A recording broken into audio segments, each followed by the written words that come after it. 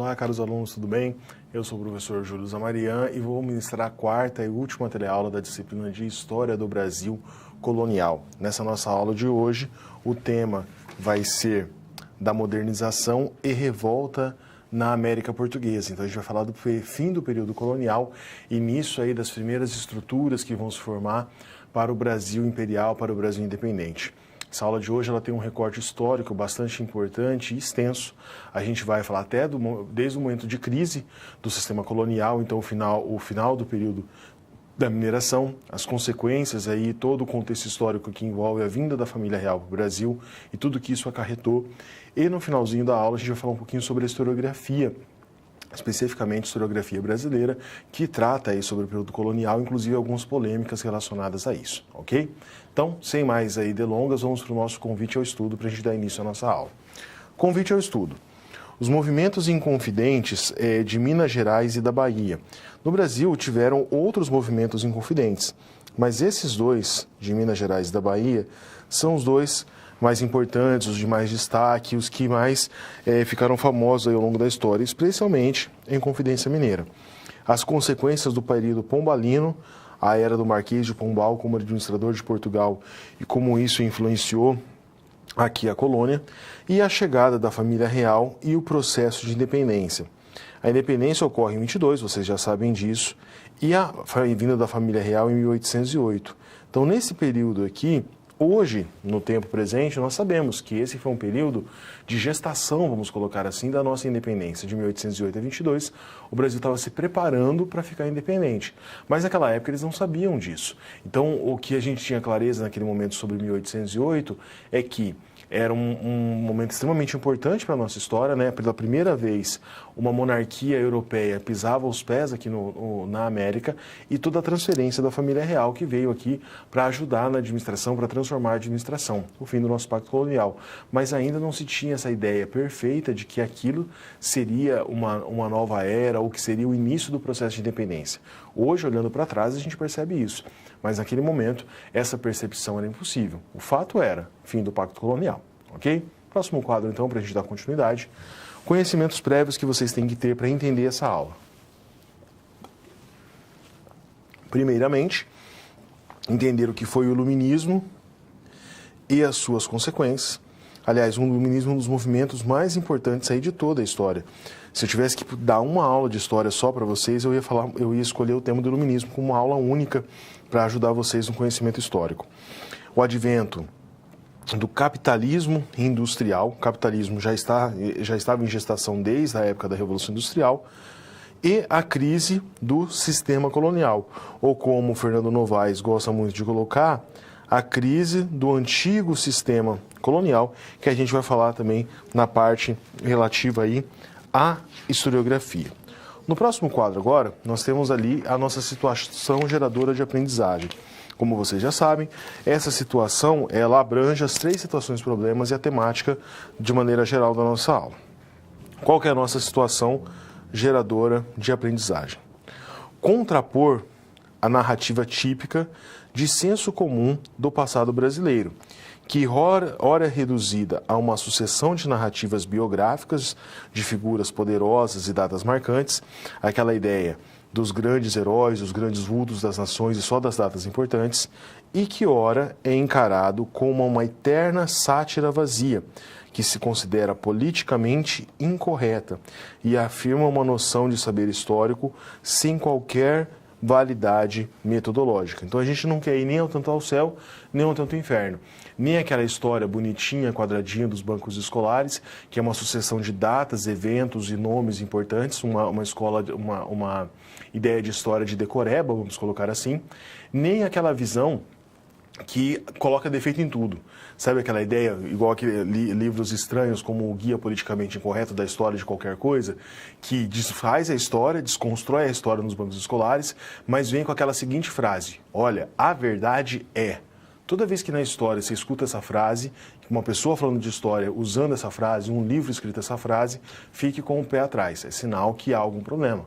Porque o bom historiador, o historiador que tem uma noção aí do seu métier, da sua metodologia, sabe que verdade na história não existe. Você tem uma análise baseada nas fontes históricas e, mediante essa análise profissional da fonte, você chega a algumas conclusões. Essas conclusões são cristalinas, nunca vão ser modificadas? É claro que não. Outros historiadores com metodologias diferentes, utilizando a mesma fonte, ou a descoberta de novas fontes, pode modificar esse conhecimento. Por isso que o conhecimento científico, que é o que nós tratamos aqui na academia, é um conhecimento que você pode acreditar, é um conhecimento que está suscetível a esse tipo de análise, porque ele se admite enquanto factível, enquanto possível de falhas, ele pode falhar, e esse eterno vir a ser, esse eterno fazer-se desse conhecimento, né, é o que garante a ele aí o mínimo de confiabilidade. Então, toda vez que você vê alguém de história falando, olha, a verdade é essa, não é aquela, descobrir aqui uma coisa extremamente nova, uma coisa importante, fique com o pé atrás, né? Porque não é bem assim que nós tratamos, ok? Vamos então para a nossa primeira situação-problema. Vamos ao vídeo. Olá! Você já pensou no dia a dia da carreira que você escolheu seguir? Bom, para ter uma ideia dos desafios da sua área, agora você vai procurar soluções para situações-problema. Para prosseguir, primeiro é necessário ter estudado e finalizado a sua pré-aula, já que é nela que você encontra os conceitos e as teorias da disciplina. Feito isso, você vai conhecer a sua primeira SP e vai identificar onde a situação se passa, quais agentes estão envolvidos e quais são os recursos disponíveis. Com essas informações, você vai problematizar o contexto apresentado para então solucionar o desafio. Preparado para começar a SP1? Então, boa sorte e até mais!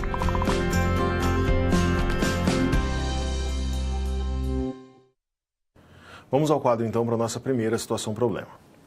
A professora Cristina, que é a nossa personagem lá do livro, é questionada sobre a legitimidade do feriado de Tiradentes, famoso 21 de abril aqui no Brasil.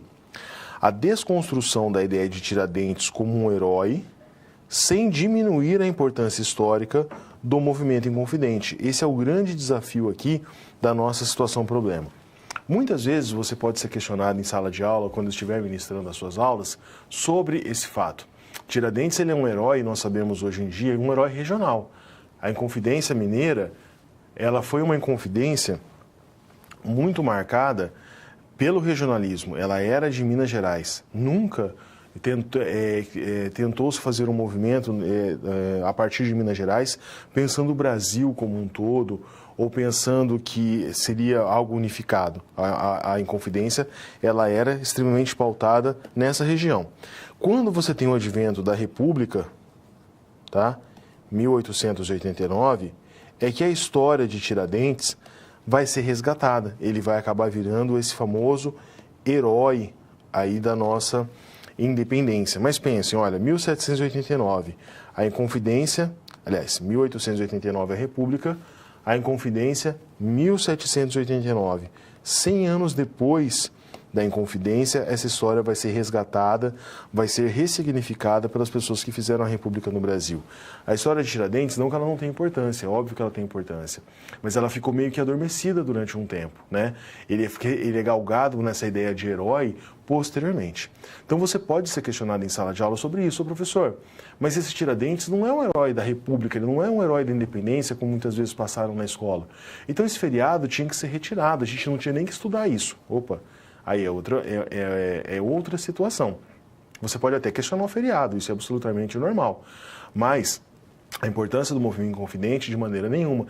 A influência que ele recebeu do iluminismo, a influência da independência dos Estados Unidos, todo aquele turbilhão de ideias questionando o colonialismo no Brasil, é de suma importância. Se esse movimento ele foi regionalizado, como nós sabemos que ele foi, ou se ele teve um aspecto nacional, que nós descobrimos que não teve, isso é um pormenor, um detalhe da história, mas ele não tira a importância do feriado. Então a gente vai trabalhar um pouquinho com essa ideia das inconfidências, especialmente com a ideia da Confidência Mineira, para que você consiga problematizar essa ideia de Tiradentes sem tirar aí o brilho e a importância do movimento inconfidente, ok? Vamos ao quadro novamente.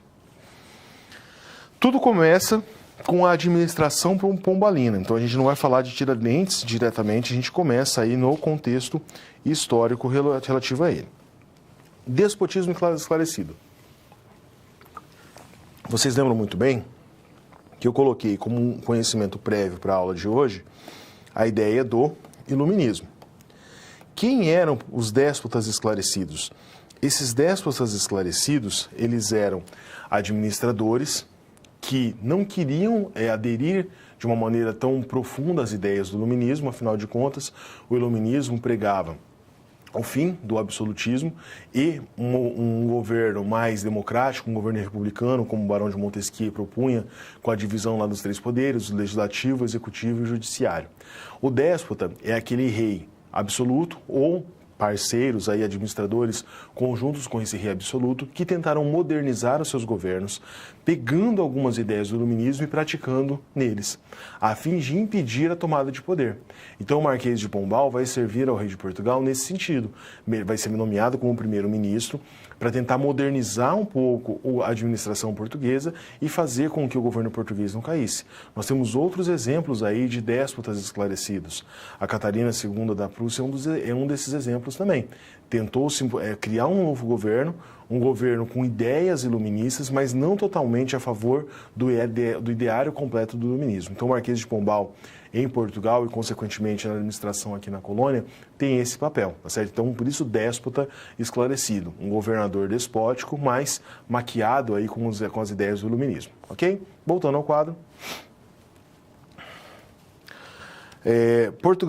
Pombal, então, torna-se primeiro-ministro de Portugal entre 1750 a 1777, um período relativamente curto. Quais são as principais ações dele? Primeiro, a criação da Companhia de Comércio do Grão-Pará e Maranhão, especificamente ali na região norte, e a Companhia de Comércio de Pernambuco e Paraíba para atender o Nordeste. Essas companhias de comércio visavam facilitar o escoamento de mercadorias para Portugal, vou colocar aqui, facilitar, mas também tem uma ideia de controle. Essas companhias serviam para que Portugal tivesse o controle sobre o contrabando de mercadorias, sobre cobrança de impostos, enfim, para que ela tivesse aí um olhar mais atento para o que estava acontecendo na colônia. Continuando, Pombal também coibiu o contrabando na região das Minas Gerais. A ideia da derrama, lembra que eu comentei com você na aula passada, que seria a cobrança de impostos atrasados, ela nunca foi tão perene quanto no período pombalino. Incentivou as manufaturas em Portugal e no Brasil. Manufatura significa o quê? Um chão para uma futura industrialização. Pombal percebia que a Inglaterra estava enriquecendo, ficando forte com a industrialização. Então, tanto em Portugal quanto no Brasil, ele vai incentivar as manufaturas para tentar aí colocar esses dois estados, né, o estado, na verdade, a metrópole e a colônia, nesse rumo industrial. Ele expulsa os jesuítas em 1759.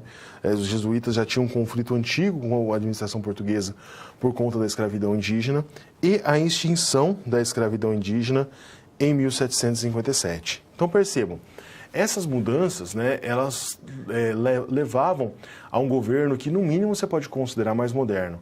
Fim da escravidão dos indígenas, um rompimento com um braço forte da igreja. Afinal, o iluminismo também tinha uma crítica muito forte ao chamado misticismo religioso. Melhora nas condições de comércio com a criação das companhias de comércio. Melhora o controle do contrabando na região das Minas Gerais. Aquela ideia das casas de fundição, da intendência das minas, tudo isso foi criado durante o governo Pombal. Nós, como brasileiros, temos muitas vezes a ideia de pensar essas medidas como ruins. Afinal de contas, nós pensamos enquanto membros da colônia. Mas tenta se colocar em outra situação. Pensa que você é um português nomeado pelo rei de Portugal e tenta salvar a administração aqui da colônia, a administração do reino. Pensando nesse sentido, essas medidas fazem todo sentido. Essas medidas são realmente propícias para melhorar a administração portuguesa. Então, seguindo ali a cartilha do despotismo esclarecido. Mas alguns problemas que fugiram mesmo até o controle do Pombal e de todo o governo português fizeram com que esse governo dele, que aparentemente teria muito sucesso, não o obteve. Ok? Voltando ao quadro, para a gente continuar vendo sobre isso. Problemas dos mais diversos minaram a administração pombalina. Primeiro, essa crise colonial. O que é essa crise colonial? Primeiro, queda na produção do açúcar, que já tinha concorrência com as Antilhas, e queda na extração aurífera. 1750 é o auge da produção de ouro no Brasil.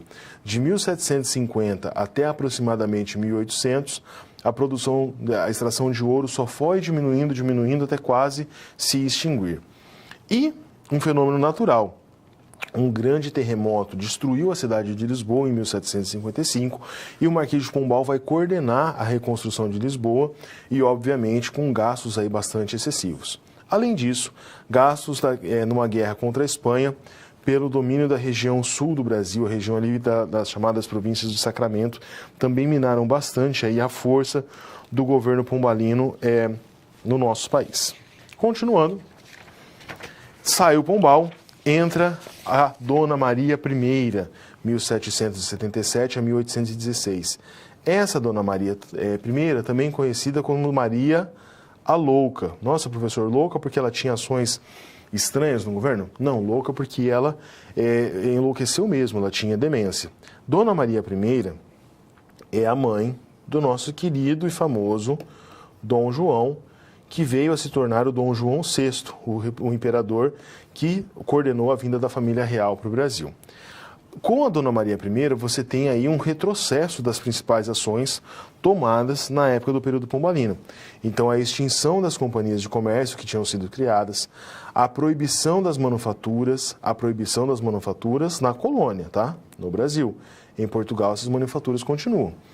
Uma forte reação econômica colonial, puxado pelo açúcar e principalmente pelo algodão, e uma forte repressão aos movimentos inconfidentes. É meio óbvio se a gente supor isso, né? Vem um governo que era um governo um tanto quanto liberal, como o governo do Marquês de Pombal, lógico que o governo seguinte vai tentar recrudescer um pouco mais o controle aí dessa economia colonial, não querendo que essa colônia saísse de maneira nenhuma do controle. Então, Dona Maria I joga fora aquelas ideias do iluminismo, do despotismo esclarecido e retorna com força aquela cartilha baseada numa economia mercantil e baseada no forte controle da metrópole sobre a colônia. Então, acaba essa história de futuras indústrias, de manufaturas e, principalmente, coibir os movimentos inconfidentes, movimentos esses que poderiam fazer com que o Brasil viesse a ser independente. A história, ela não é à toa. Qual que era o contexto histórico? O iluminismo foi posto em prática pela primeira vez da independência das 13 colônias, na Revolução Americana, 1776. Então é óbvio que Dona Maria I, Portugal e a Europa como um todo tinham essa noção. E pensavam, opa, se esse mau exemplo, entre aspas, das 13 colônias inglesas começa a se espalhar pela América, começa a pegar no Brasil, essas pessoas com contato com as ideias do iluminismo, influenciados aí pela independência dos Estados Unidos, resolvem fazer uma independência na América. Então esse medo também perpassava ali tudo que estava ocorrendo no Brasil naquele momento. Então as medidas de Dona Maria tinham esse sentido, olha, vamos controlar a colônia, afinal de contas Portugal era dependente economicamente do que acontecia aqui no Brasil. Ok? Continuando o quadro. Então, aqui, forte repressão às inconfidências. São várias as revoltas coloniais. Eu já falei para você, tem várias inconfidências. Seria impossível, em tão pouco tempo, a gente falar sobre todas. Então, eu vou destacar para você aquelas que são as mais famosas, as mais importantes. Então, primeiro, a Inconfidência Mineira, de 1789. A Conjuração dos Alfaiates, 1798, e a Revolução Pernambucana de 1817. Todas essas três revoltas, essas três conjurações são regionais. Ainda não havia a ideia de Brasil. Aí você vai falar para mim, professor, mas 1817, já início do século XIX, vésperas da independência, não tinha ideia de Brasil? Ainda não. Essa ideia de Brasil, com todo o território unificado, ela vai ser construída principalmente durante o Império. Dom Pedro I e Dom Pedro II vão trabalhar de uma maneira muito forte, muito ferrenha, para criar essa ideia de identidade nacional, essa identificação, esse nacionalismo, construir esse nacionalismo meio que na marra do Brasil. Lembrem-se muito bem, vocês já estudaram sobre isso e vão ver na disciplina de História do Brasil Imperial, o período regencial, o período que o Brasil quase ficou fragmentado ali em várias nações. Então, essa ideia do Brasil enquanto um país unificado, enquanto um país que tinha uma identidade, que tinha um sentimento de patriotismo, de nacionalismo, nada ainda existe. Né? É estranho pensar isso porque dá essa impressão que, poxa, vamos pensar um exemplo, eu não gosto de fazer essa história comparativa, mas muitas vezes ela é necessária. 13 colônias, Estados Unidos da América. Primeiro se constrói esse sentimento de amor à pátria, de pertencimento. As 13 colônias se enxergando, se unindo, percebendo que elas poderiam se separar da metrópole e construir uma nação. Então, primeiro vem o sentimento de nacionalismo, de patriotismo, de amor e de pertencimento, essa chamada identidade nacional. E com a guerra contra os ingleses pela independência, esse sentimento, esse caráter é construído. No Brasil é o contrário. No Brasil, a independência vem por uma ação governamental. Dom Pedro I decreta a independência. Tem que avisar os brasileiros das diferentes regiões que agora aquilo ali é Brasil, que agora nós estamos livres. E a partir daí o governo vai institucionalizar políticas para criar essa identidade nacional. Aí vem o concurso para a bandeira, o concurso para o hino, construção de heróis como Tiradentes. Então é uma história ao contrário, por isso que ela é tão interessante, porque a história do Brasil foge de regras aí das construções de vários países que nós temos conhecimento. Então percebam, esses movimentos, mesmo ali na véspera, 1817, véspera da independência, mesmo assim, ainda não tinha sentimento de identidade nacional, ele vai ser construído durante todo o século XIX, ok? Continuando no quadro, coloquei aqui uma citação, uma de várias da nossa aula de hoje, para falar um pouquinho sobre a Inconfidência. Essa citação do Boris Fausto, do livro ali, História do Brasil. Olha só o que ele vai nos dizer. Em sua grande maioria, eles constituíam um grupo de elite da colônia, formado por mineradores, fazendeiros, padres, funcionários, advogados de prestígios, de alta patente militar. Então, ele está falando sobre quem fazia parte da Inconfidência Mineira. José Joaquim da Silva Xavier constituía, em parte, uma exceção. A historiografia tradicional trata Tiradentes como uma exceção. Você já sabe dessa história, a gente só está aprofundando ela aqui. Tiradentes é o único condenado à morte na Inconfidência. Os autos da devassa levantam todos aos inconfidentes, Cláudio Manuel da Costa, Tomás Antônio Gonzaga, o Tiradentes, Joaquim Silvério dos Reis, entre outros. E todos eles têm penas mais brandas, perdem propriedades, são obrigados a morar fora da colônia, são obrigados a morar no norte da colônia. O único que sofreu ali a decapitação, o esquartejamento e consequente morte foi o Tiradentes. Então criou-se essa ideia na historiografia, ela foi aceita durante muito tempo, de que o Tiradentes ele era uma exceção. Os outros vão ter penas mais brandas porque fazem parte dessa elite. E o Tiradentes não. O Tiradentes é o pobre, o bode expiatório que serviu de exemplo para as outras inconfidências. Percebam, olha o cuidado que o governo português tinha para impedir novas revoltas. Não era somente acabar com a Inconfidência, não era somente matar o Tiradentes para servir de exemplo. O Tiradentes foi preso em Minas Gerais, foi preso em Vila Rica, ainda não era Ouro Preto, foi para o Rio de Janeiro, foi julgado. Os autos da devassa vão de 1789 a 1792, então um processo relativamente longo, 3 anos. Né? Ele é condenado à morte no Rio de Janeiro, tá?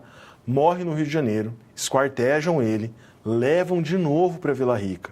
Hoje você faz uma viagem ali, Ouro Preto, Rio de Janeiro, de avião, o avião não desce lá em Ouro Preto, mas desce em cidades próximas, você tem um deslocamento rápido. Você imagina transportar um corpo esquartejado no lombo de mulas, de carroças, do Rio de Janeiro para Minas Gerais, para Ouro Preto.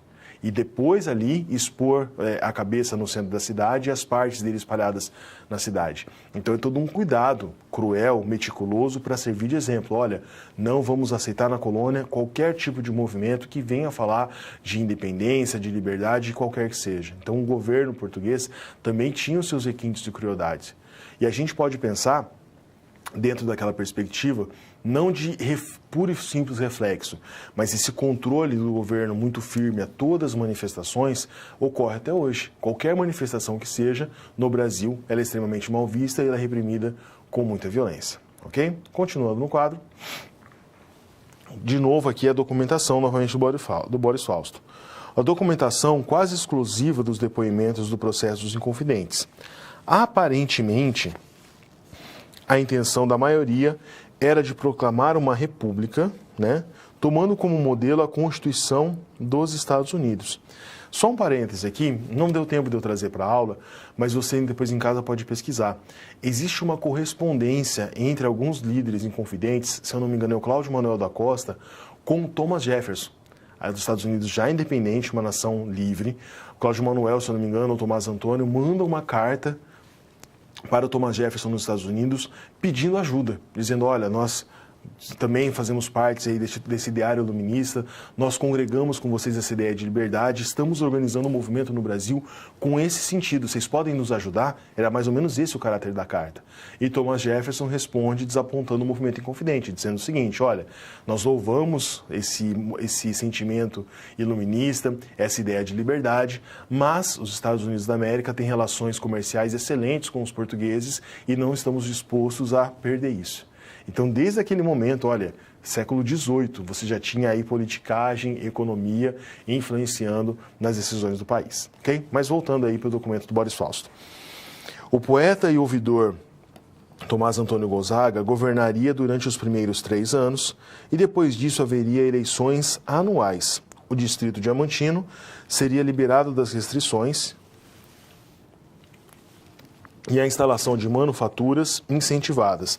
Não só manufaturas, eles falavam de outras coisas, eles falavam como a criação, por exemplo, de uma universidade, que eles achavam que seria extremamente importante, o fim do modelo monárquico, o início do republicanismo e assim por diante. Então, o movimento Inconfidente, muitas vezes a gente esquece disso.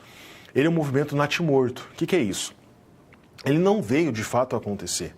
Você teve uma conspiração, né, dessas pessoas importantes ali da capitania de Minas Gerais e eles tinham um combinado. Qual que era o combinado? A coroa portuguesa estava ameaçando a derrama. O combinado deles era, olha, quando decretarem a derrama é a senha, é o sinal para a gente começar o movimento. Então tinha gente do exército envolvido, tinha gente da igreja, tinha gente de toda a administração. Talvez, se o movimento não tivesse sido sabotado, ele poderia alcançar algum êxito, poderia ter tido sucesso. Mas antes de acontecer, antes da proclamação da derrama, eles descobrem toda a história. Joaquim Silvério dos Reis, que era um dos inconfidentes, aceitou delatar todo mundo, né? Hoje em dia é muito comum a gente falar de delação premiada, naquela época não tinha esse termo, mas foi mais ou menos isso. Em perdão das suas próprias dívidas com a coroa portuguesa, ele entregou todo o movimento. A derrama é cancelada, eles vão atrás e conseguem prender todo mundo. Então é um movimento que é muito estudado, que é muito importante, muito valorizado, mas na verdade ele foi só uma conspiração, ele nem de fato saiu do papel, ok? Continuando no quadro, vamos agora para o próximo. Ponto interessante era a abolição da escravatura. Por quê? A elite não conseguiria se sustentar sem a escravidão. E a ideologia iluminista não defendia claramente a abolição da escravatura. Então eles falavam, olha que interessante, falavam em proclamar uma república, falavam de melhorar várias situações importantes, criação de universidade, incentivo à industrialização, mas não se falava sobre libertação dos escravos, da Inconfidência Mineira. E no próprio ideário do iluminista você pode perceber que existe ainda uma categorização. Eles falavam daquele lema de liberdade, igualdade e fraternidade para os iguais. Então o igual seria o quê? O europeu. O africano, o asiático, mesmo o americano, era considerado inferior. Então esse ideal de liberdade, igualdade e fraternidade não era assim tão bonito quanto pode parecer. Tanto é que, na independência dos Estados Unidos, você não tem a proclamação, você não tem a libertação dos escravos. Mesmo independente, os Estados Unidos continuaram sendo uma nação escravocrata. Mesma coisa no Brasil. Influenciado pelo iluminismo independente, o Brasil ainda continua um país escravista durante muito tempo depois da independência, ok? Continuando no quadro, então, para a gente ver o fim aí todo esse movimento da Inconfidência Mineira. Silvério dos Reis, como eu já disse, acabou traindo todo o grupo pelo perdão das suas próprias dívidas. Um longo processo que se arrastou de 1789 a 1792. A clemência da Dona Maria I condenou ao banimento os revoltosos, mas excluiu Tiradentes. Tiradentes foi colocado ali como culpado da história. Aqui, eu quero colocar um autor que bastante importante, que trabalha aqui com Tiradentes, toda em confidência, tá? Esse autor, o nome dele, eu vou escrever aqui, André Figueiredo Rodrigues.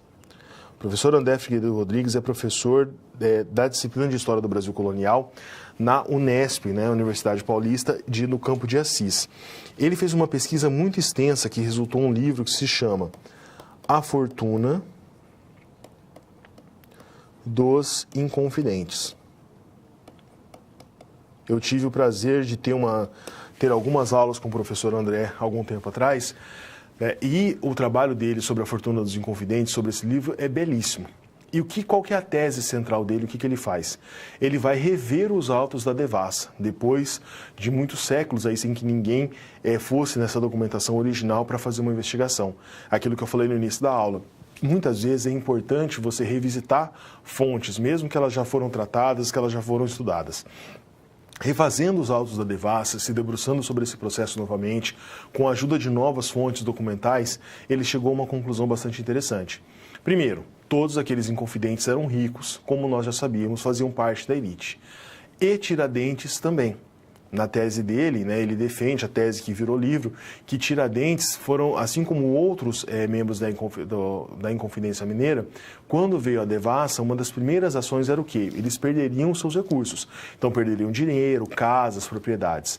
E eles foram dando um jeito para não perder as propriedades. Começaram a passar essas propriedades para nome do que a gente chama hoje de laranjas. Então, um parente distante, um primo, assim por diante. E o Tiradentes também tinha propriedades. Segundo a documentação levantada por esse livro, Tiradentes tinha uma propriedade em Minas Gerais do tamanho da cidade de São Paulo. Então imagina, não era qualquer propriedade de terra, ele também era uma pessoa da elite. E daí vem o ponto de interrogação, professor, mas se o Tiradentes não era o único pobre da história, ele era rico ou tão rico quanto os outros, por que ele foi o único condenado à morte? Por que ele foi o único aquele que serviu de exemplo? Na documentação, o professor Rodrigues afirma que Tiradentes foi o único que não negou a participação. Né? Enquanto todos os outros jogavam a culpa um pelos outros, diziam que não tinham participado, que tinham sido armados para ele qualquer situação, o Tiradentes era aquele que batia no peito e falava, não, eu realmente estava no movimento, eu estava participando. E nem aquela ideia dele como líder do movimento também não aparece. Parece que todos eles ali meio que uma sociedade em uníssono, mas talvez a execução dele pelo fato dele ser o único a se posicionar, a dizer realmente que participou da Inconfidência e que estava ali ajudando a organizar o movimento. Então faço votos ali, vocês pesquisem na internet depois, o livro A Fortuna dos Inconfidentes, André Figueiredo Rodrigues, que você vai ver aí de uma maneira bem pormenorizada todo esse estudo sobre os autos da devassa e essa visão diferente aí que nós temos sobre a história do Tiradentes, ok? Continuando no próximo quadro, aqui uma nova citação, agora um trechinho ali dos autos da devassa. Esse trecho diz o seguinte: pelo abominável intento de conduzir os povos da capitania de Minas Gerais, então toda a população da capitania de Minas Gerais, a uma rebelião, os juízes deste tribunal condenam o réu Joaquim José da Silva Xavier, por alcunha de Tiradentes, que seja conduzido pelas ruas públicas ao lugar da forca e nela morra morte natural para sempre, e que depois de morto lhe seja cortada a cabeça e levada à Vila Rica, onde em um lugar mais público dela seja pregada, em um poste alto, até que o tempo a consuma, e o seu corpo será dividido em 4 quartos e pregado em postes pelo caminho das Minas, sentença proferida em 1792. Então, é assustador a gente ver isso num documento oficial, num documento um documento ali que vem do judiciário da época. Porque não é assim, poxa, pegaram Tiradentes e no calor do momento, olha, vamos esquartejar, vamos cortar a cabeça. Não, estava escrito na sentença o que tinha que ser feito. Olha, enforca, corta a cabeça, põe a cabeça num poste, num lugar alto lá em Vila Rica, despedaça o corpo, põe as partes do corpo e deixa exposta. Deixa exposta por quanto tempo? Até que o tempo a consuma. Então pense, a cabeça de Tiradentes não ficou exposta no centro de Vila Rica durante 15 minutos. Ela ficou lá, apodrecendo com os animais ali, com certeza, urubus e alguns outros comendo a cabeça, tirando pedaços, e a toda a população que passava pela cidade vendo isso. Então era algo extremamente horrendo de se ver, ok? Coloquei aqui para vocês, pode colocar no próximo quadro, uma imagem, né? Aqui, essa estátua, para quem é de Vila Rica sabe do que eu estou falando, quem não foi visitar, faço votos que visite uma cidade maravilhosa, a atual Ouro Preto. A estátua de Tiradentes, detalhe, essa estátua ela está virada, posicionada para a cidade do Rio de Janeiro, onde o Tiradentes perdeu a vida. E no pé dessa estátua está essa placa aqui, ó. Aqui, em poste de ignomia, esteve exposta a sua cabeça. Na praça principal de Ouro Preto, você tem esse monumento do Tiradentes, você tem ao fundo o Museu dos Inconfidentes, você tem todo um centro histórico ali, muito bem bonito, muito bem preservado, que ajuda a contar e recontar essa história tão importante. Então percebam, depois de tudo isso que eu falei, aquela ideia que se o movimento é regional ou não, se Tiradentes lutava pela independência do Brasil ou pela independência de Minas Gerais, percebam que ficou menor? O que é o importante? É um movimento organizado, sistemático, você tem ali os autos do governo da Devassa, você tem toda uma documentação que você pode estudar posteriormente, você percebe a influência do iluminismo, da independência dos Estados Unidos, as ações do governo português tentando minar o movimento para não perder a colônia, para que a colônia não ficasse independente, para que não começasse uma onda de movimentos sediciosos. Então a importância está nisso. Se o dia do feriado é 21 ou 22 de abril, se o que ele queria de fato ou não, perde a importância, ok? Continuando no quadro, resolvendo então a nossa situação-problema. Tiradentes não é e nunca foi um herói nacional, mas ele sim tem a sua parcela de heroísmo. O movimento inconfidente deve ser contextualizado na crise do sistema colonial. Isso aqui é muito importante, eu vou reforçar com você. Ideias de liberdade e republicanismo já pairavam na colônia há muito tempo. Muitas vezes, e você vai perceber isso quando você estiver fazendo estágio, por exemplo, é colocado lá no livro didático assim, olha, processo de independência do Brasil. E começa falando da Inconfidência Mineira, começa falando da Conjuração Baiana. O contexto histórico da Inconfidência Mineira tem muito mais relação com a crise do antigo sistema colonial. Aí sim, Portugal perdendo dinheiro com a colônia fazendo vários movimentos para tentar aí se modernizar, o período pombalino. Esse é o contexto histórico da Inconfidência Mineira. O contexto histórico da independência do Brasil como um todo tem mais relação a partir do momento da era napoleônica, da vinda da família real para o Brasil e de todas as transformações que essa vinda trouxe. Então, apesar de temporalmente serem próximas, 1789 para 1822 não está tão distante, a gente não pode falar que a Inconfidência Mineira é o início do processo de independência. Até porque nós colocamos muito bem que ele é um movimento regional. Se eu aderir àquela ideia passada de que a Inconfidência Mineira era um movimento que queria era um movimento que queria a independência do Brasil como um todo, aí eu vou ter essa ideia, né, de que é o início do processo de independência, mas na verdade não. Você tem ali muito mais o início de um processo regional como um todo, tá ok? Vamos ao próximo quadro. Aliás, perdão, agora nós vamos finalizando então a nossa primeira situação problemas, nós vamos agora para a vinheta para a nossa segunda situação problema.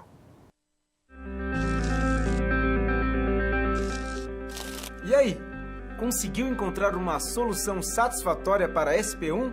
Como você pôde notar, o desafio apresentado tem como base situações comuns da realidade de mercado. Eles são elaborados a partir de informações de empresas, experiência dos professores e acontecimentos do cotidiano. Isso significa que antes mesmo de você se formar, além de todo o conhecimento teórico, você já está em contato com a realidade do seu futuro profissional. Ah, e caso surja alguma dúvida, acesse o fórum e envie a sua pergunta, ok? Confere agora a SP2.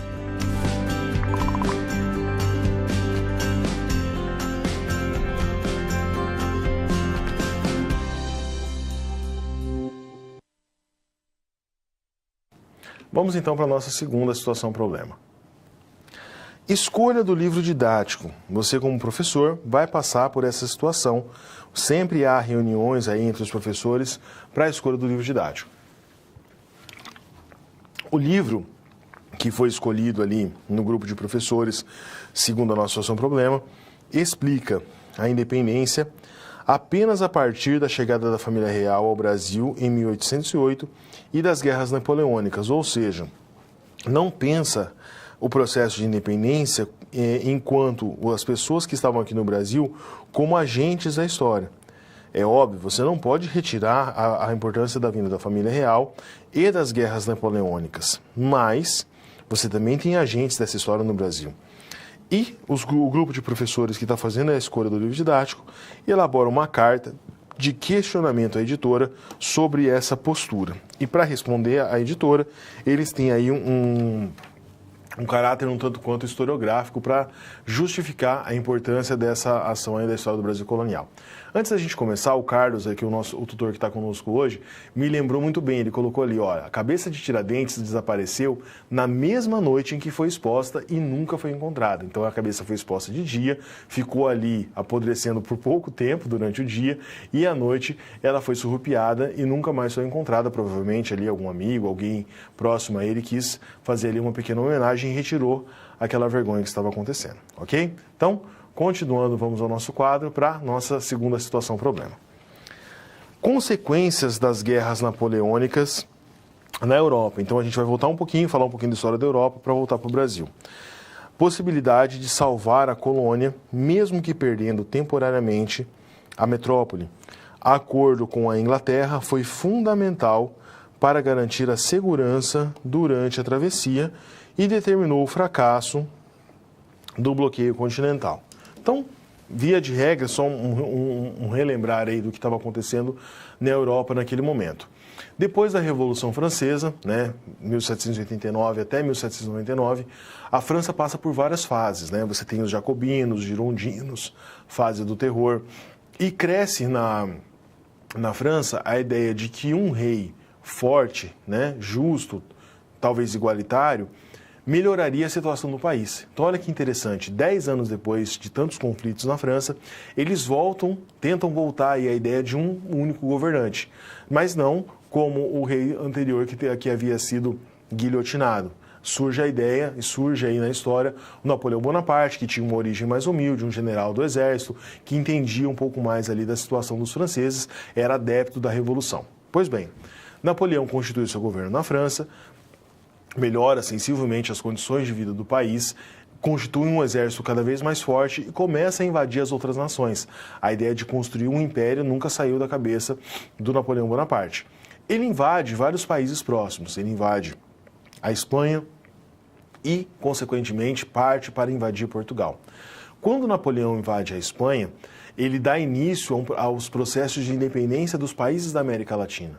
É fácil a gente pensar isso. Toda a América já tinha tido contato com o ideário do iluminismo. A Espanha temporariamente desaparece, ela é dominada pela França. Com a metrópole em frangalhos, é fácil para as colônias que estavam aqui na América tentarem seus movimentos de independência.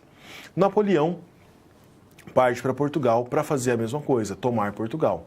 Dom João VI, que nessa época ainda não era o rei, mas ele era o príncipe regente, porque Dona Maria já havia enlouquecido, tem a ideia da fuga para o Brasil. Por quê? Dom João, naquela época nem ele era sexto ainda, sabia que ele não tinha como barrar o poderoso exército de Napoleão Bonaparte que estava chegando a Portugal. E qual que foi o pensamento dele? Se Napoleão domina Portugal, automaticamente ele toma posse do Brasil como colônia. Afinal de contas, se eu tomo a metrópole, eu sou dono da colônia. E a riqueza que gerava, que sustentava o governo português, estava no Brasil, estava na colônia. Então, qual que é a ideia de Dom João VI? Se eu retirar a administração de Portugal, levar essa administração para a colônia, eu estou salvando dinheiro. Portugal, depois, em um outro momento, a gente tenta recuperar, a gente tenta represervar. Mas o importante é ir onde o dinheiro está, onde a fonte de recursos estava, que era o Brasil. Para fazer isso, Dom João VI precisava de ajuda, precisava principalmente de uma escolta. Afinal de contas, se ele foge com a família, com a administração, era muito fácil para Napoleão seguir Dom João VI e capturá-lo. Ele pede ajuda para a Inglaterra.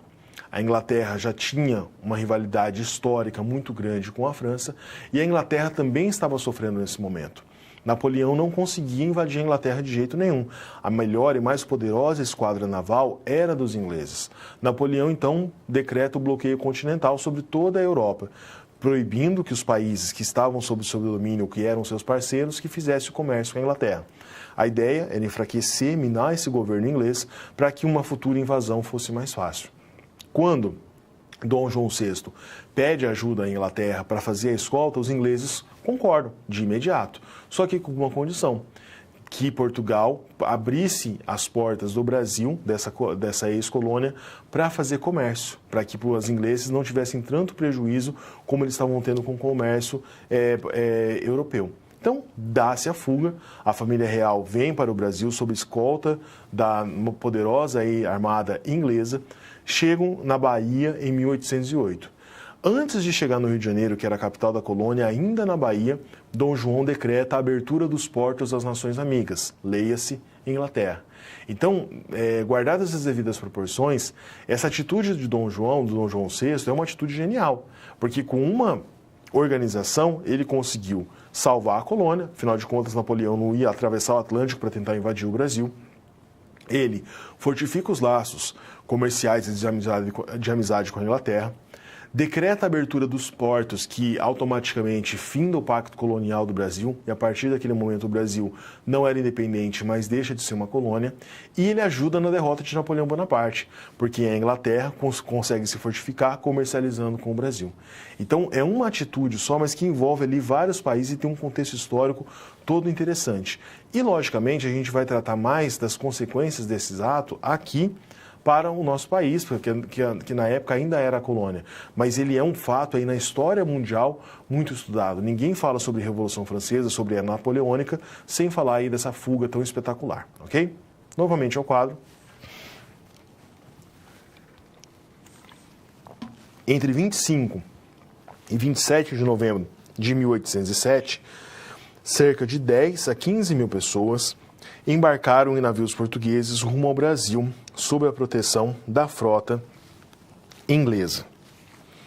Todo um aparelho burocrático, vinha para a colônia. Então, não pense você que Dom João VI pegou a mulher e as crianças e veio para o Brasil. Não é nada disso. Ele tem ali toda uma administração portuguesa que vem junto aqui para as nossas terras. Todo o aparelho burocrático vinha para a colônia. Ministros, conselheiros, juízes da Suprema Corte, funcionários do Tesouro, patentes do Exército e da Marinha, membros do alto clero, entre outros. Para falar um pouquinho dessa história, tem um livro que não é de um historiador, ele é de um jornalista, mas mesmo sendo jornalista, ele tem um cuidado muito grande, tem uma escrita bastante interessante, Um livro bastante conhecido, o 1808, Laurentino Gomes. Inclusive, vai ter uma questão na prova de vocês que vai cair um trechinho desse livro do Laurentino Gomes, 1808. Como sempre, e isso é muito positivo, há um revisionismo com relação também à vinda da família real. É fato que veio a família real para o Brasil, não só Dom João VI e a família, mas esse aparato burocrático administrativo também vem para a colônia. Esse número está sendo revisado, de 10 a 15 mil pessoas. Atualmente, você tem trabalhos que falam que esse número é bem mais modesto, talvez 3 a 4 mil pessoas. Ele foi inflado aí ao longo do tempo, principalmente para quem queria dar ênfase a essa história. Mas o fato é, toda a administração sai de Lisboa e vem para o Rio de Janeiro. O Rio de Janeiro lota de gente da administração portuguesa e a partir daqui o caráter do Brasil muda. O Brasil deixa de ser colônia, passa a ser aquilo que seria futuramente a sede do reino de Brasil, Portugal e Algarves. Então, se veio 10 mil pessoas ou se veio 3 mil pessoas, é a mesma coisa lá da polêmica de Tiradentes, pouco importa. O que importa é o fato e tudo que isso aí causou na nossa história, ok? Continuando no quadro. Seguiam também o Tesouro Real, os arquivos do governo, uma máquina impressora, várias bibliotecas que seriam a base da Biblioteca Nacional do Rio de Janeiro. Tudo isso aqui no livro lá do Boris Fausto, História do Brasil. Então percebam, ela foi uma mudança, vamos colocar assim, bastante organizada. 28 de janeiro de 1808. Então prestem atenção, ele sai Dom João VI sai de Portugal ainda em dezembro de 1807, passa um Réveillon aí no mar, e ainda na Bahia ele decreta a abertura dos portos das Nações Amigas. Percebam, essa abertura ainda na Bahia demonstra o imediatismo dessa medida, principalmente para os ingleses. É o fim do nosso pacto colonial. Os baianos também se ressentiam muito de terem perdido a capital, que era Salvador, para o Rio de Janeiro. Então, a chegada de Dom João VI em Salvador faz com que ele faça uma média aí com os soteropolitanos, os baianos naquele momento. Consequentemente, nós temos uma enxurrada de produtos ingleses que tomam o Brasil por conta desse comércio aí meio que à força estabelecido nessa troca da vinda da família real. Continuando, entre outras medidas, né, que nós temos com a vinda da família real, principalmente a anexação da província cisplatina, que viria a ser o Uruguai em 1821, a criação da imprensa no Brasil, a abertura de bibliotecas, teatros, academias literárias e científicas, a população da capital, da colônia, dobrou na permanência de Dom João VI. Dom João VI chega em 1808 e ele se despede do Brasil em 1821. A situação no Brasil, antes da vinda da família real, era uma situação bastante precária, né? O Brasil, basicamente, é uma fazenda extrativista. Eles tiram tudo que tem aqui e levam a riqueza. Então, quando a família real vem para o Brasil, a ideia é o quê? Criar uma estrutura administrativa, criar realmente uma sede. Então, mesmo que indiretamente, Dom João VI talvez não pensasse em conceder a independência ao Brasil, mas mesmo que não propositadamente, ele acaba causando isso, né? A criação dessa estrutura administrativa, depois vem a missão francesa, você tem um incentivo muito grande à educação, fundação de escolas, universidades, enfim, todas as mudanças que são trazidas com a família real são o início ali daquilo que seria o nosso processo de independência, ok? Continuando no quadro, você tem, além de tudo, o fim da proibição às indústrias e, pelo contrário, agora você tem um incentivo à industrialização, a instituição de alguns ministérios, como o Ministério da Guerra, da Marinha, da Fazenda e do Interior. Estabeleceu também órgãos fundamentais para o bom andamento do governo, como o Banco do Brasil, Casa da Moeda, a Junta Geral do Comércio e o Supremo Tribunal. Além disso, eu coloquei uma lista bem longa aqui de tudo que foi criado, só para que você tenha uma ideia do impacto dessa vinda da família real aqui para o Brasil. Foram criados também a Academia Real Militar, a Academia da Marinha, a Escola Real de Ciências, de Artes e Ofícios, que virou a Academia de Belas Artes do Rio de Janeiro, 2 colégios de Medicina e Cirurgia, um no Rio de Janeiro e um em Salvador, entre outras benfeitorias. Também o Museu Nacional, o Observatório Astronômico, Biblioteca Real, o Jardim Botânico e a lista continua. Então, é um impacto muito grande com a chegada da família real. Tudo passa bem. A família real chega em 1808, transforma a administração da colônia, livra-se ali do perigo de Napoleão Bonaparte e de uma invasão francesa. O tempo vai passando. Alguns biógrafos falam que Dom João VI não queria mais voltar para Portugal, mesmo que a situação política lá melhorasse. E foi o que aconteceu. A partir de 1815, Napoleão Bonaparte é derrotado e os portugueses começam a organizar um movimento exigindo a volta do imperador ou, no mínimo, a proclamação de uma república e uma separação mais exata. Só que os portugueses se ressentiam. Muitos deles queriam, inclusive, a recolonização do Brasil. Queriam que o Brasil deixasse de ser independente e voltasse a ser uma colônia. Então começa a criar-se uma polêmica com relação a isso, principalmente a partir de 1815. Vamos no quadro novamente para a gente ver um pouco mais sobre isso. Em 1815, então, Dom João VI decreta a fundação, na verdade, do Reino Unido de Brasil, Portugal e Algarves. Olha como nós ficamos importantes. O Brasil é o primeiro desse reino e a sede do reino na cidade maravilhosa do Rio de Janeiro. Então, é outro patamar. Mas, 1820, você tem a Revolução Liberal do Porto. Liberal porque queria, inclusive, a proclamação de uma república. Pressionado com a Revolução Liberal do Porto, Dom João VI volta a Portugal e Dom Pedro I, seu filho, fica como príncipe regente e acaba proclamando a nossa independência, né? Dizem que há uma correspondência entre Dom João VI e Dom Pedro I e que Dom João VI teria dito para Dom Pedro I que, se ele percebesse que a situação do Brasil estava ficando insustentável, era melhor ele declarar a independência, decretar a independência, como realmente aconteceu, mas que o Brasil ficava sob domínio da família real portuguesa, a família dos Bragança, do que perder o Brasil para o movimento republicano. Então, Dom Pedro I meio que briga com Dom João VI, uma briga meio velada, é muito influenciado ali por José Bonifácio, por todo o movimento independente. A maçonaria, naquele momento, também tem uma importância fundamental. Dom Pedro I, inclusive, era maçom. E vem a independência do Brasil. Uma independência decretada, uma independência sem uma guerra, mas mesmo assim é uma separação oficial. A partir dali o Brasil é um país independente. Só que, olha que estranho, o Brasil tem um nosso rei, Dom Pedro I, que é filho de Dom João VI. Quando Dom João VI falecesse, nada impediria Dom Pedro I de tentar uma reunificação, de tentar fazer de novo uma segunda edição do Reino Unido de Brasil, Portugal e Algarves. Então a gente fica independente, essa independência ela se concretizou ao longo do tempo, mas é um período bastante conturbado. Você pode perceber que desde a independência, em 1822, até, a gente pode até estabelecer a coroação de Dom Pedro II, em 1840, um período bastante conturbado. O governo de Dom Pedro I não é um governo tão bom assim, ele acaba abdicando, vem o período regencial, que é um período bastante conturbado da nossa história, até o período de Dom Pedro II. No segundo reinado, aí sim, nós tivemos um período de prosperidade, um período de mais calma, de mais aquietação de algumas instituições. Mas isso daí é assunto para as próximas aulas, ok? Continuando no quadro. Não tem como falar da independência sem citar o famoso quadro do Pedro Américo, Independência ou Morte, ou O Grito do Ipiranga. Esse quadro, ele foi encomendado, Dom Pedro II encomendou esse quadro do Pedro Américo em 1888 para vangloriar o feito do pai dele. A gente já discutiu várias vezes sobre isso, a montagem desse quadro, Você vê que o Riacho do Ipiranga é tão pequeno que ele quase não aparece, apenas aqui no respingo do cavalo. Essa cavalaria, ela não existia, essas pessoas não estavam aqui, a população, os mais pobres, vendo o movimento acontecendo, enfim, é toda uma construção, mas olha só como é que isso é forte.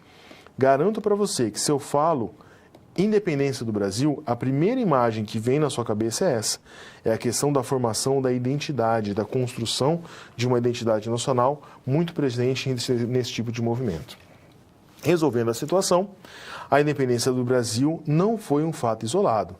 Não foi apenas uma consequência direta das ações portuguesas. É uma conjunção de fatores, vários contextos históricos que se entrelaçam.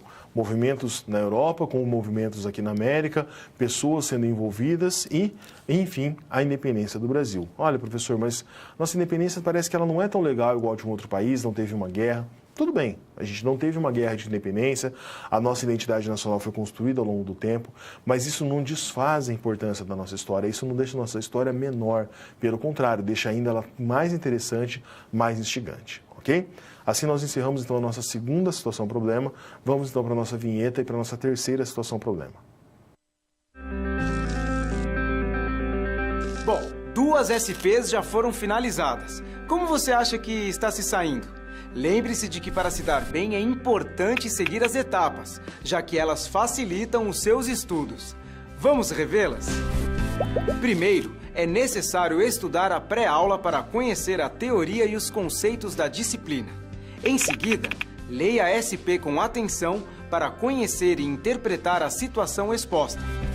Feito isso, você deve levantar hipóteses sobre a situação problema, considerando os recursos disponíveis. E, por fim, você deve aplicar os conceitos estudados com foco em resolver a problematização. Combinado? Então, fique agora com a SP3. Até mais!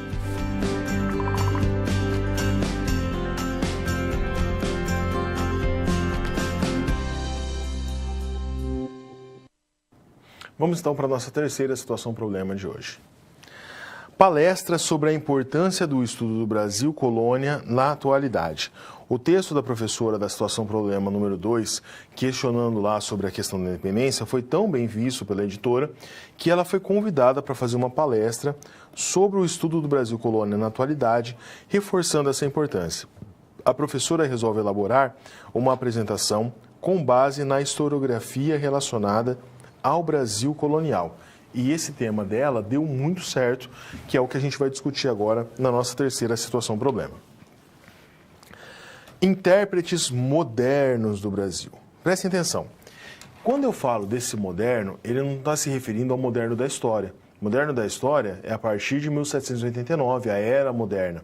Mas no Brasil a gente está pensando especificamente no período ali do modernismo, pós-Semana de Arte Moderna de 1922. Esses intérpretes modernos do Brasil é considerado também, a gente brinca no meio da história, a Santíssima Trindade da historiografia, a trinca ali forte da historiografia brasileira. Sérgio Buarque de Holanda, Gilberto Freire e Caio Prado Júnior.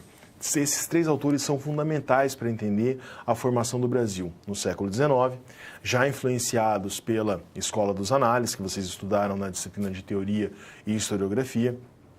É uma escola histórica importantíssima que vai desfazer alguns prédios erguidos aí pela escola metódica, aquele zelo com a fonte só escrita, sendo que existem outras possibilidades de fonte, toda uma metodologia da história que é revolucionada a partir da escola dos análises, tá ok?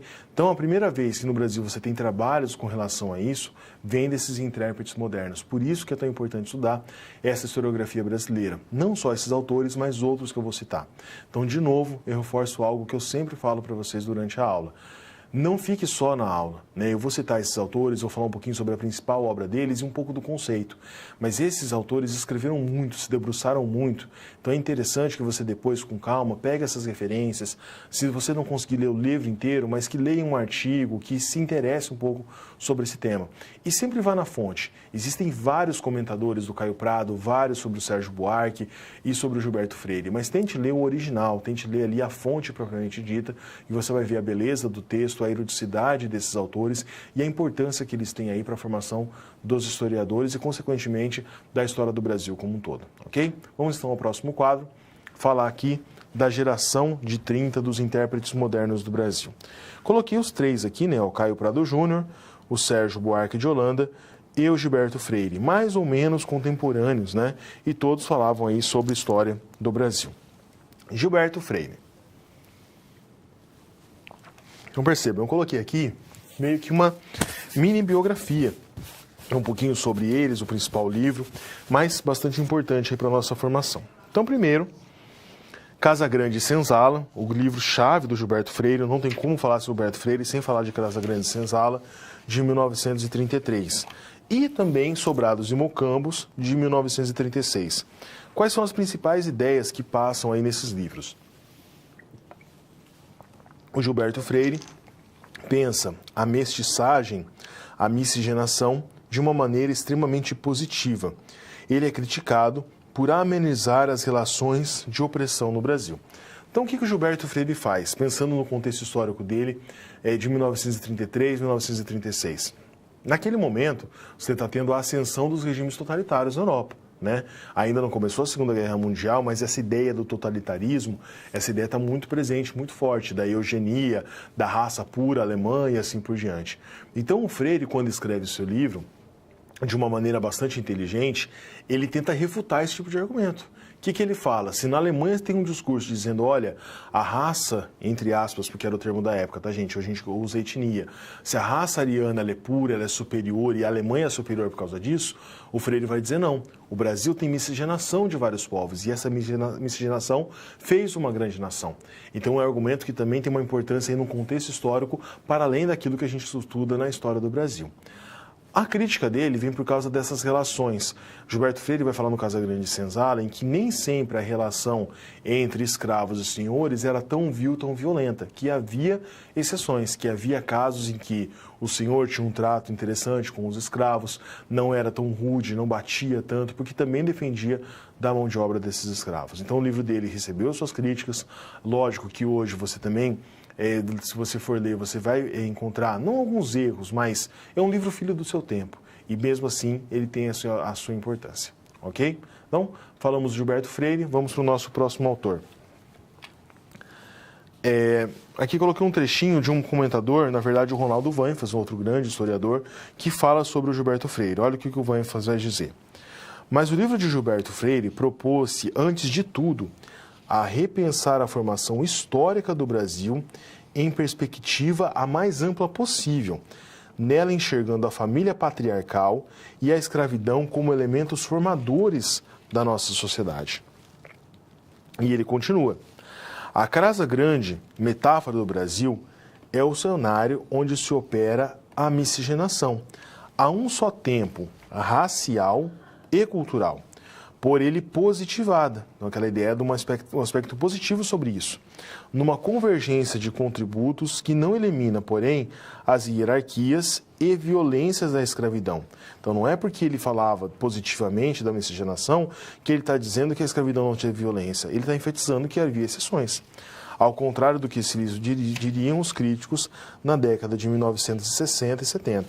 Então percebam que interessante, um historiador um pouco mais contemporâneo nosso, né, o Ronaldo Vanfas, escreveu aqui, ainda essa edição de 2009, mas um pouco mais antes, na década de 90, mas defendendo um clássico da historiografia como Gilberto Freire. Vamos agora para o Sérgio Buarque de Holanda, famoso aí pela sua descendência. O Sérgio Buarque é o pai do Chico Buarque de Holanda, um dos grandes músicos aí do Brasil. O grande livro-chave do Sérgio Buarque de Holanda é o Raízes do Brasil, também de 1936, o mesmo ano ali do Sobrados e Mucambos. O Sérgio Buarque demonstra que o Brasil contemporâneo era muito mais do que um simples reflexo da era colonial. E em vários momentos da aula eu comentei sobre isso, dizendo que o Brasil não é um reflexo da colônia. Você tem influência da colônia? É lógico que tem, mas não só um reflexo. E o Sérgio Buarque ele vai enfatizar isso muito bem. Também coloquei um trechinho aqui de um comentador sobre o Sérgio Buarque. Olha o que ele diz.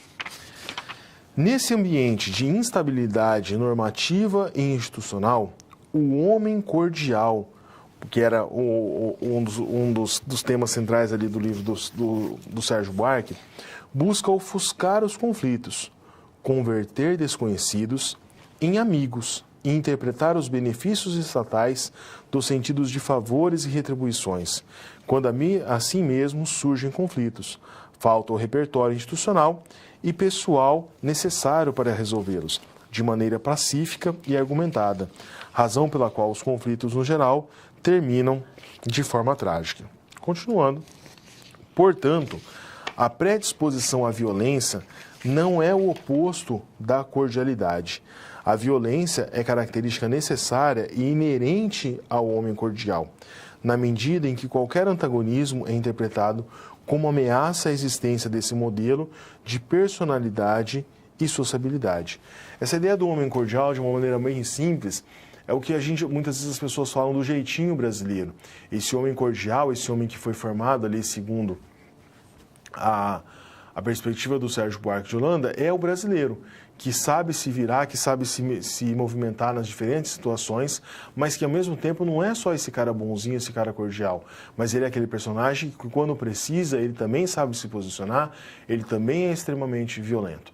Então percebam, tanto lá o Gilberto Freire como o Sérgio Buarque, eles estão pensando na formação da nação como um todo, né? O Gilberto Freire falando da mestiçagem, da miscigenação, o Sérgio Buarque de Holanda falando dessa questão do homem cordial. Eles estão pensando para além daquela história mais factual, daquela história mais positiva. Estão pensando aí em esferas, em estruturas sociais um pouco diferentes, ok? Vamos agora falar desse último desse tripé tão importante, o Caio Prado Júnior. O Caio Prado Júnior, o livro mais importante dele, A Formação do Brasil Contemporâneo, de 1942. No Caio Prado Júnior, o conceito mais importante que aparece é esse aqui, ó, sentido da colonização. Vamos ver um pouquinho sobre qual desse sentido. E aqui, não é um comentador, eu trouxe o próprio texto do Caio Prado Júnior no Formação do Brasil Contemporâneo. Olha só o que ele vai dizer. Tudo se disporá naquele sentido, a estrutura bem como as atividades do país. Virá o branco europeu para especular, realizar um negócio, inverterá seus cabedais e recrutará a mão de obra que precisa, indígena ou negro importado. Com tais elementos, articulados numa organização puramente produtora e industrial, se constituirá a colônia brasileira. O sentido da evolução brasileira, que é o que está aqui, que é o que aqui estamos indagando, ainda se afirma por aquele caráter inicial da colonização. O Caio Prado ele vai bater muito nessa ideia do sentido da colonização, dizendo o seguinte: sabe aquela discussão que muitas vezes a gente vê até mesmo na escola, falando sobre a colonização de povoamento, a colonização de exploração, o Caio Prado vai bater muito na ideia. Qual que era o sentido da colonização brasileira? Único e exclusivamente a exploração. E como esse sentido também sempre foi isso, a economia sempre foi baseada nisso, o Brasil ainda sofre as consequências desse sentido da colonização. Então demora para construir essa identidade nacional, demora-se para reverter esse sentido que durante tanto tempo foi só pensado na exploração do país, ok? Então, falamos esses 3 clássicos, mas a gente não pode ficar preso só neles. Nós temos uma série de autores aí que a gente pode debater. Se eu pudesse montar uma aula só sobre historiografia, nós teríamos mais tempo, debateríamos mais sobre esses autores. Mas eu vou falar de um debate um pouco mais recente que envolve a historiografia do Brasil colonial, que você não pode estudar essa disciplina sem saber disso. Vamos ao quadro. Existe aí meio que uma briguinha, não uma briga, mas uma discussão acalorada historiográfica sobre a colonização. O Fernando Novaes, um grande historiador, ele pode ser considerado um herdeiro dessa geração aí dos historiadores modernos do Brasil, do Sérgio Buarque, do Gilberto Freire e principalmente do Caio Prado Júnior, ok? O grande livro do Fernando Novaes, eu já citei esse na aula umas 10 vezes, é o livro Portugal e Brasil, na crise do antigo sistema colonial, de 1979.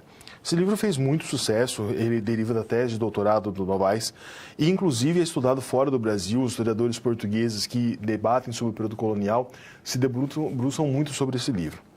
Nesse livro, a tese do Novaes é o quê? Ele entende o contexto histórico em que aparece a separação entre monopólio, metrópole e colônia é muito mais abrangente. Então ele vai dizer o seguinte, ó, a crise que faz com que o Brasil seja independente em 1822 não é uma crise do Brasil, não é uma crise de Portugal, é uma crise no mundo todo desse antigo sistema colonial. Então ele coloca as relações coloniais de outras potências europeias também em todo esse bojo que nós estamos apresentando aqui, tá? Baseado nessa tese, surge uma chamada Escola Paulista ou Escola Paulistana de Historiografia, baseado na tese do antigo sistema colonial do Fernando Novaes, ok? Essa tese do antigo sistema colonial, qual que é a base dela? A base, como eu falei, relativa ao Caio Prado Júnior, era de que a colônia serve para gerar recurso para a metrópole. Logo, não há acumulação de capital dentro da colônia. A acumulação de capital é na metrópole. Não se constitui uma elite propriamente dita na colônia. Essa elite ela está exterior à colônia, ela está sendo formada na metrópole. Essa aí é a tese central do livro. Em contraposição a essa tese dessa escola paulista, vem a chamada escola carioca da historiografia com uma outra ideia, com uma ideia diferente. Vamos ao quadro para a gente ver um pouco mais sobre ela. A ideia da escola carioca, pode colocar no quadro anterior, obrigado, é essa daqui, ó.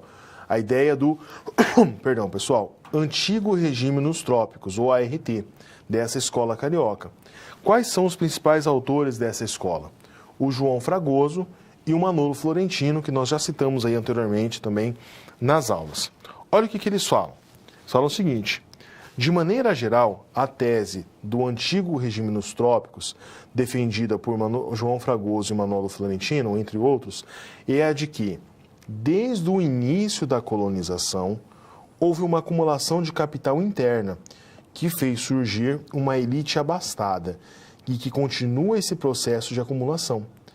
Essa tese é oposta à interpretação do pessoal do antigo sistema colonial, no qual a acumulação de capitais se daria fora da colônia, o que acarretaria problemas econômicos da nação brasileira na contemporaneidade. Então, ou seja, existe essa polêmica. Professor, qual das duas teses é mais aceita? As duas são extremamente respeitadas, mas contemporaneamente a gente parte mais do pressuposto de que a ideia do Manolo, do Florentino e do João Fragoso é a mais aceita, porque é fácil de se supor que durante todo o período colonial, muito embora os recursos da colônia fossem para a metrópole, também havia a formação de uma elite no Brasil, a formação de uma elite colonial e da acumulação de capitais.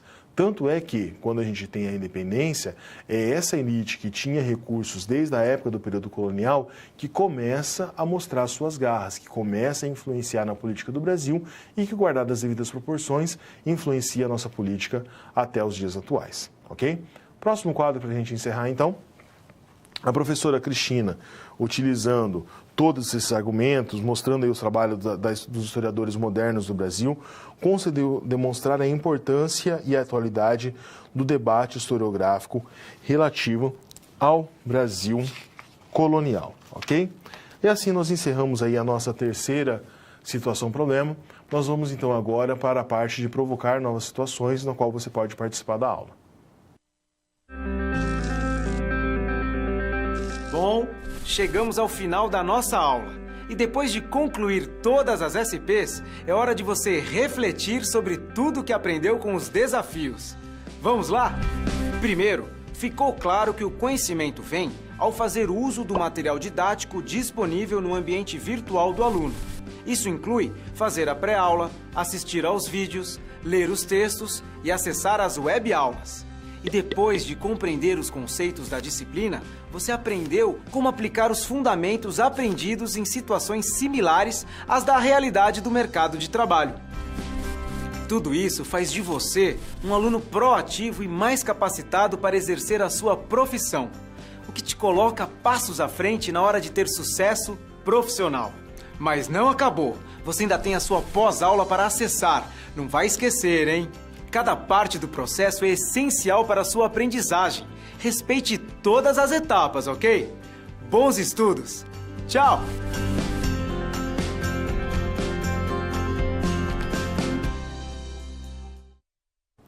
Vamos então por provocando novas situações.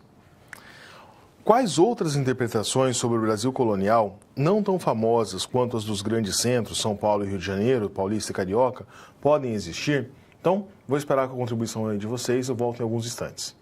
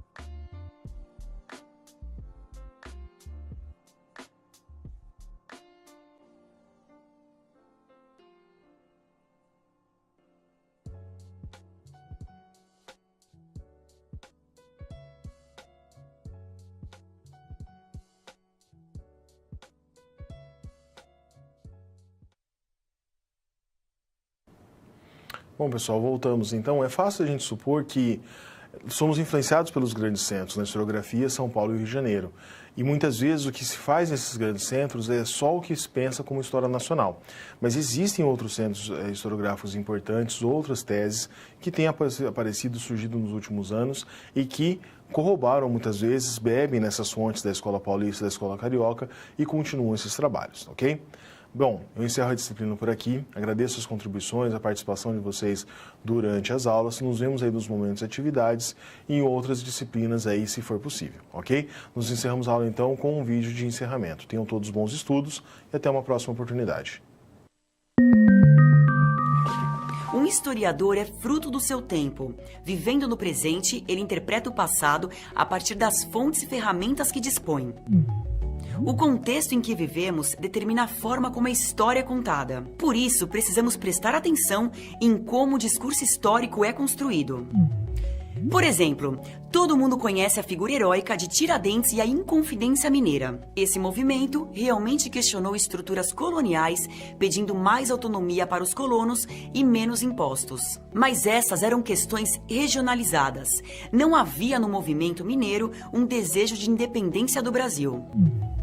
Aliás, essa ideia de totalidade de uma nação brasileira só foi construída a partir da própria independência. E por falar na independência, ela também apresenta outra grande figura do imaginário brasileiro, Dom Pedro I, o herói da independência.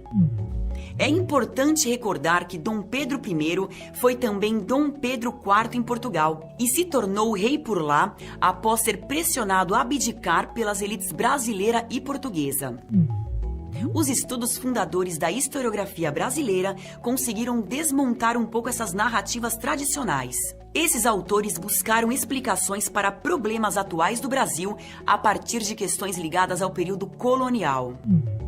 Em um mundo marcado pelo chamado racismo científico, em que se falava na raça pura ariana, Gilberto Freire trouxe uma interpretação inovadora. Ele apresentou a miscigenação brasileira como uma característica positiva, criando uma narrativa sobre o período colonial que enfatizou questões culturais e intercâmbios. Ao mesmo tempo, diminuiu os conflitos ligados à escravidão, levando mais tarde a noção de que viveríamos em uma espécie de democracia racial. Já o historiador Sérgio Buarque de Holanda, em Raízes do Brasil, pensou alguns dos elementos sociais e culturais formadores do país por meio do passado colonial.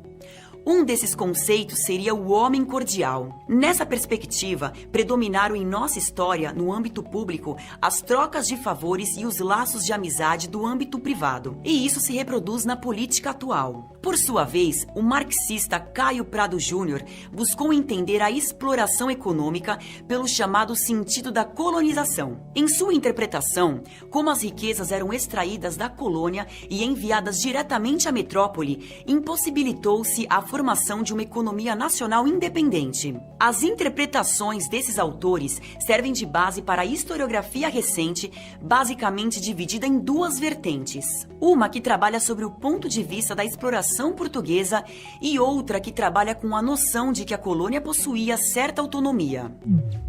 Por conta desse debate, novas fontes são buscadas, novas teses surgem e ampliam nosso olhar sobre o passado. Procure pesquisar mais sobre esse tema. Bons estudos e até a próxima!